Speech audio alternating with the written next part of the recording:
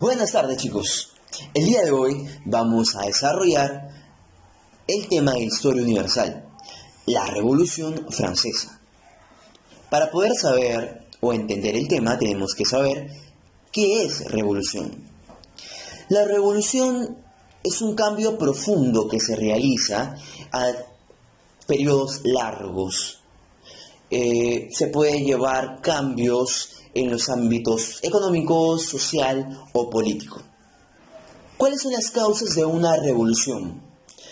Estas revoluciones se dan por la insatisfacción o no tener la misma manera de pensar que las otras personas que están en el gobierno. Estas causas se pueden catalogar en ideologías políticas, sociales o económicas. En esta diapositiva podemos lograr ver a la sociedad triestamental. ¿Qué es la sociedad triestamental? Significa que en Francia, en ese gobierno, habían tres grupos sociales. La nobleza, que eran los grandes terratenientes, dueños de terrenos, eran las personas más adineradas. Descendientes de las familias feudales. Recuerden que el feudalismo tenía que ver con el poder de la tierra, ¿verdad? Muy bien, el clero, que eran sacerdotes. Algunos tenían muchos recursos y otros vivían como simples campesinos pobres. El clero se dividía en clero alto y se dividían en alto clero y bajo clero.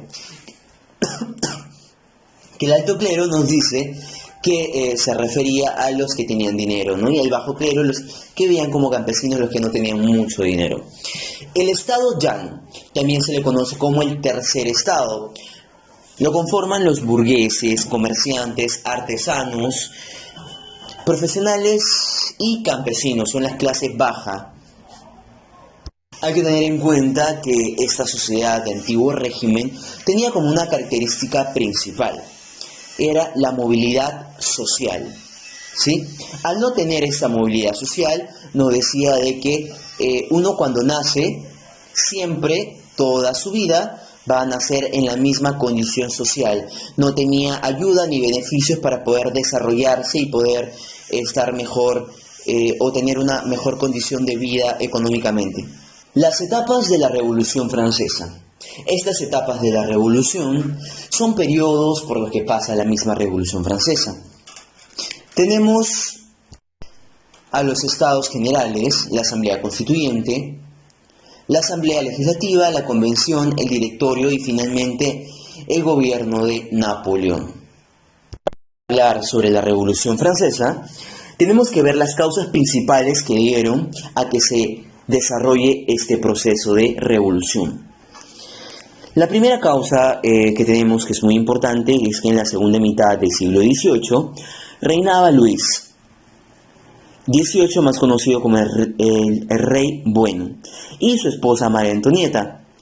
Ellos juntos reinaban Francia. Su reino entró en un problema llamado el déficit. En 1787, Francia entró en una etapa oscura, porque él le ayudó a Estados Unidos en la guerra por su independencia. También tenemos una parte importante, las clases bajas. Estas clases no eran beneficiadas en Francia por los reyes. Entonces ellos se unieron para poder hacer escuchar su voz. Tenemos aquí a la primera etapa, a los Estados Generales, que se dio en 1787. Luis se dio cuenta de que esto era un problema mayor. Entonces llama a sus amigos, Turgot y Necker, quienes lo ayudarían para poder implementar ciertas reformas económicas que lo permitan saldar o eliminar el déficit. Pero estas reformas fracasan. Luis no se queda tranquilo y realiza una asamblea de notables para que estos, ante una posible revolución, lo apoyen, porque obvio ya estaba viendo que había problemas económicos, entonces la población se iba a levantar. Entonces él quiso como que solucionar aquellos problemas que podían venir. Así que realizó lo que es la Asamblea de Notables y pide que la aristocracia le paguen un impuesto por las tierras que tenían. Entonces, las altas noblezas no están de acuerdo con la decisión que tomó su rey Luis. Ellos se retiran o retiran el apoyo al rey. El rey Luis estaba dando a notar que se le venía la noche. No podía creer que no contaba con la monarquía. Esto dejaba abierta la posibilidad de un levantamiento, de una revolución. Esto iba a estallar muy pronto y esto al rey le preocupaba, ya que el tercer estado vería de que la corona estaba debilitada y podía entrar a realizar lo que es la revolución o un levantamiento. Un año después, en 1788, la situación de Francia era terrible. Luis convoca otra vez a su amigo Necker y sugirió una convocatoria a los estados generales. Asamblea formada por 3 clases: el clero y la nobleza, que representaban el 20% de personas, y el tercer estado, que representaba el 80% de personas. 26 millones de personas tenía Francia y 20 millones le pertenecían al tercer estado.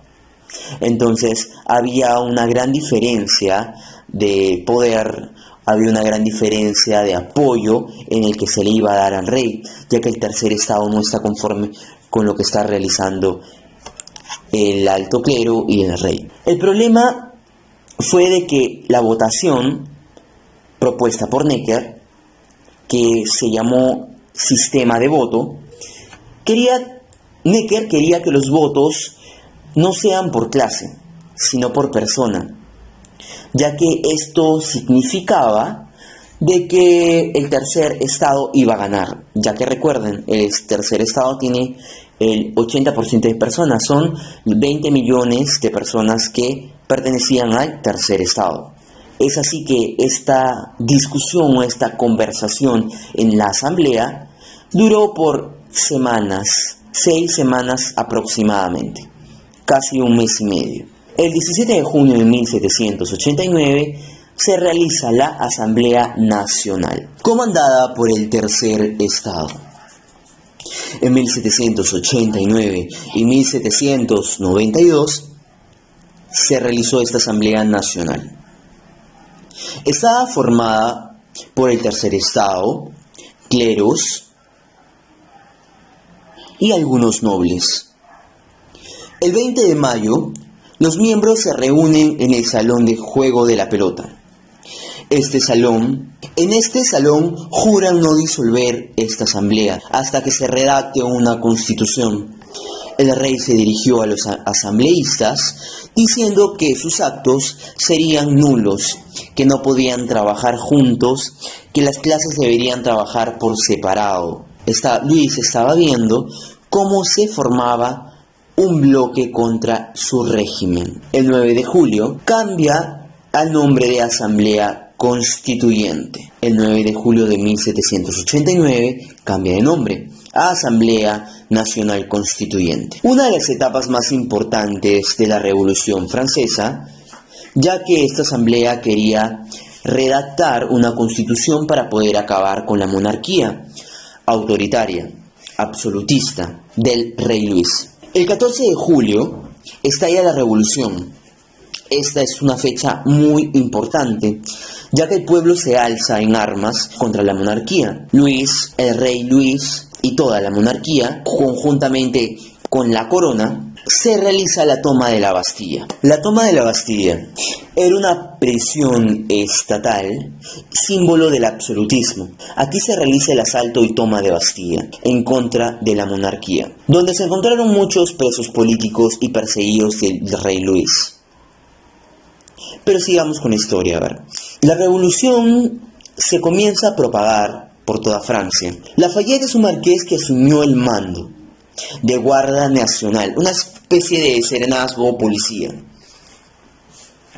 El 4 de agosto será un día clave para la abolición del régimen feudal. el 26 de agosto, se realiza la publicación de la Declaración de los Derechos del Hombre y del Ciudadano, porque se reconocen los derechos de la propiedad jurídica, e igualdad jurídica y las libertades personales.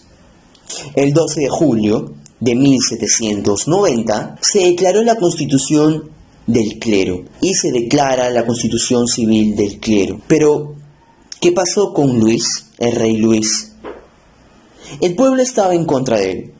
Luis, al ver la situación, huye con su familia de Francia, por lo que lo descubren en Barrenas, lo encuentran y lo capturan. El 14 de septiembre de 1979 se proclama la Constitución, estableciéndose una monarquía parlamentaria